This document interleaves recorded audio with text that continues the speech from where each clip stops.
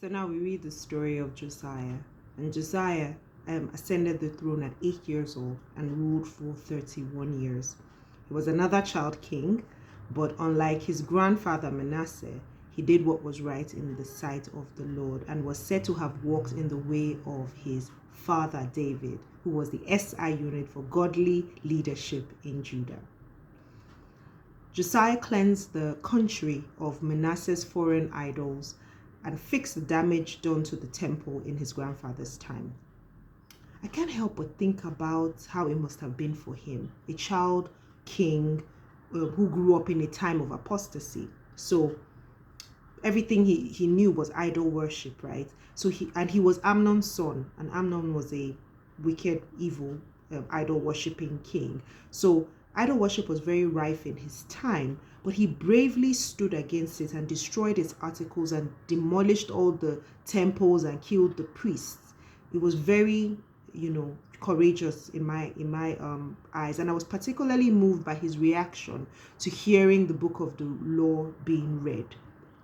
Clearly, he had never heard those laws before, and but it seemed to me like his heart was already in the right place. After all, the book was found during the repair of the temple that he had ordered.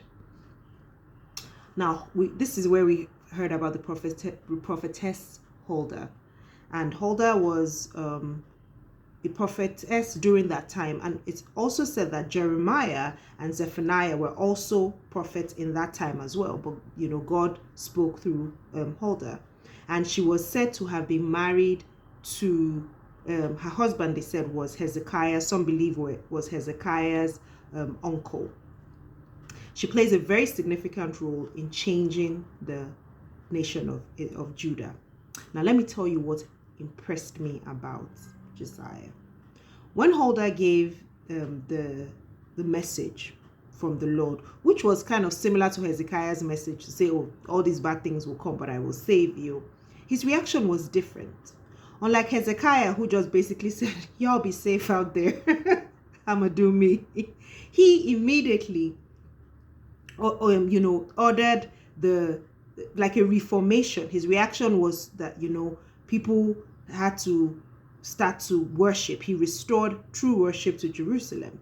Now, the bravery and courage it must have taken him to tear down years of idol and worship and evil tradition just made me wonder. Imagine how it is today. I mean, for those of us who are Nigerian, who are maybe 1 or 2 generations from the village, we know all about the gods and the idols. And then even now, when people go to destroy, there's all sorts of drama and fasting and prayer and all these things before you go, because you're like, oh, these are ancestral things.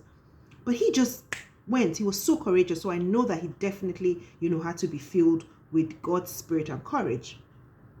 Now, did you know that Solomon was the one who built the altar to Molech, where children were sacrificed during his time? And I was so glad that Josiah destroyed it. His heart was so turned towards God that he even reestablished the covenant along with the people, and he reinstated the Passover feast, which the people probably hadn't even celebrated since the time of Hezekiah. Now, Josiah's death was very strange to me, and it perplexed me a little. I found myself wondering about it. It was so unexpected. His death was, during a battle with Pharaoh Necho, and some people believe that it was out of pride. Now, I struggled with thinking whether it was self-motivated or whether it was the will of the Lord for him. I was very unsure. Some believe that he was motivated by pride, and his fatal injury during the battle was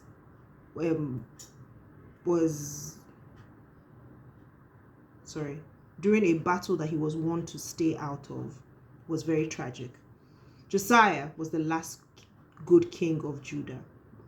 After him, his son Joahaz wasn't a good king. He didn't rule for long, though, before he was taken into captivity, and he died there. And then Judah became a vassal of Egypt, and his grandson Eliakim, who the Pharaoh renamed Joachim, became king, and he was basically Pharaoh Necho's puppet, and he was taxing the people to keep up with the tribute to him. Now let me share my God lesson, the lesson I learned about God here. God continues to use people who oppose him for his purpose. See how the Pharaoh warned Josiah against the fight, against joining the fight against Carchemish in 2 Chronicles 35:21, but he wouldn't listen and he ended up dying. Remember how God used King Cyrus to send back the captives, send them back home. It just reminded me of God's sovereignty on both his children and his enemies. So we must be very careful not to just dismiss the things that we hear from so-called unbelievers, because God uses anybody. He can use anyone or anything. Discernment is a gift that we must pray for in order to understand God's will and not dismiss the things that he might be trying to say to us through his seeming enemies and seeming bad people. God is sovereign over all. Thank you for joining me today. Tomorrow we will go into our 24th book of the Bible, the book of Zephaniah, and we'll read and share. Looking forward to it. Have a wonderful day.